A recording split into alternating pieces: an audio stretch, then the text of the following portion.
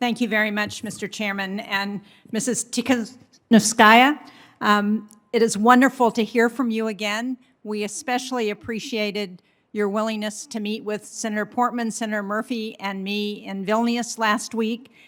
I think the people of Belarus are very lucky to have such an impressive, courageous advocate on their side.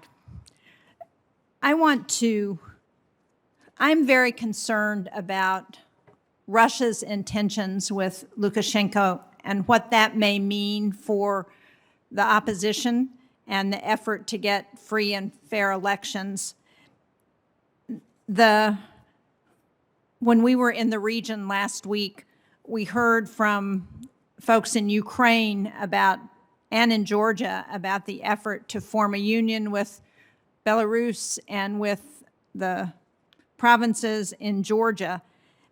Can you talk about whether you think that makes it harder or will have any impact on what you're doing with the opposition in Belarus?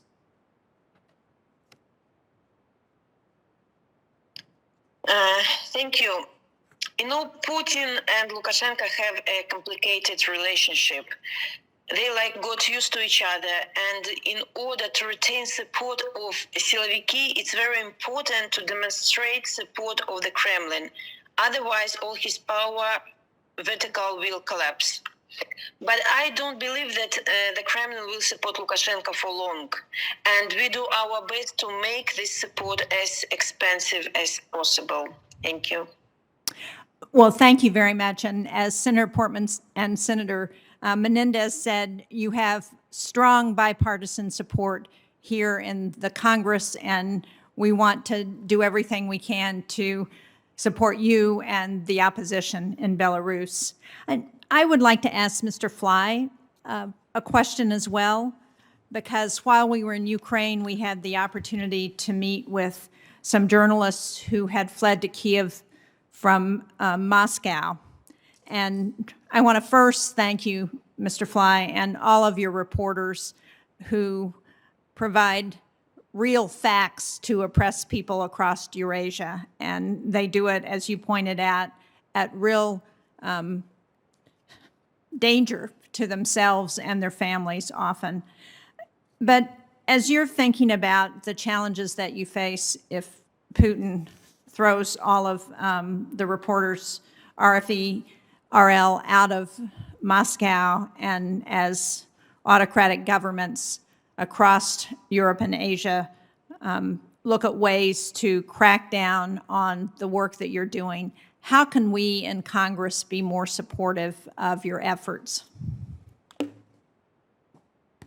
Thank you for that question, Senator Shaheen. And I just want to thank you in particular and Senator Murphy and Senator Portman because the visit that you held with our journalists in Kyiv was not just a strong symbol of support to them and those who have recently had to leave Moscow.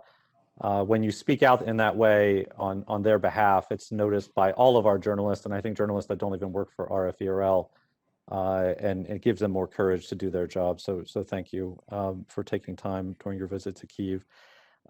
My concern is that we see this trend in Russia, we see it in Belarus at differing rates of criminalization of journalism, authoritarians trying to control the information space, limit the options for their citizens to state propaganda outlets or outlets that the regime is comfortable allowing because they're non-controversial. We're seeing that in different forms, at different speeds, but we're seeing them learn from each other and adapt their approaches. In the Russian case, they're using what is called a foreign agent law to target us. Lukashenko has now talked about imposing a foreign agent law in Belarus, which could threaten our presence in Minsk. And so statements of support from the Congress are incredibly helpful.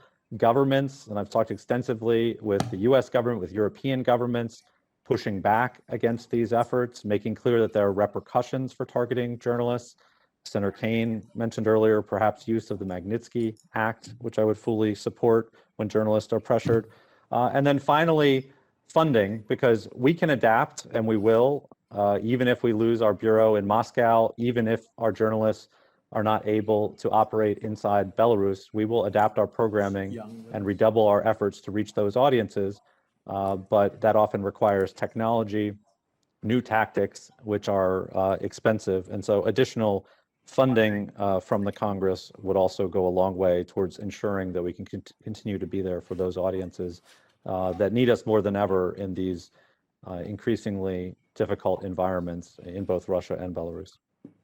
Well, thank you very much. We will take that back and try and act on that, and especially appreciate your appearing with the committee this morning, and also Mrs. Tsikhanouskaya for being with us, and we will continue to do everything we can to support your work in Belarus and across for RFERL across Europe and Asia. Thank you.